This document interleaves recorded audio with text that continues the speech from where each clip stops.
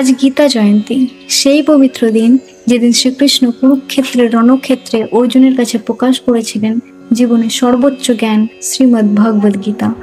যুদ্ধের আগে অর্জুন দ্বিধায় ভেঙে পড়েছিল, ঠিক যেমন আমরা ভেঙে পড়ি ভয়, দুশ্চিন্তা, দায়িত্ব আর সম্পর্কের টানাপোড়েনে।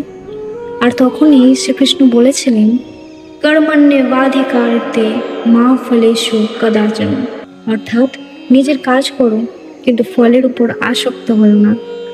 গীতা শেখায় শক্তি বাইরে নয়, ভেতরে। সমস্যা বাইরে নয়, দৃষ্টিভঙ্গিতে। পরিবর্তনও বাইরে নয়, আমাদেরই মনের।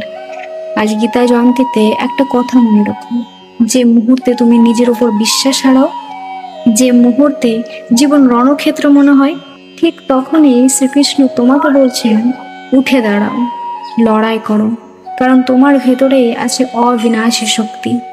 গীতা শুধু ধর্ম নয়, এটা জীবন যুদ্ধের পথ নির্দেশ। গীতা ভয়কে জিততে শেখায়, সংকটকে সামলাতে শেখায়, আর নিজের সত্য রূপ চিনতে সাহায্য করে। তাই সবাইকে জানাই শুভ গীতা জয়ন্তী। রাধে রাধে।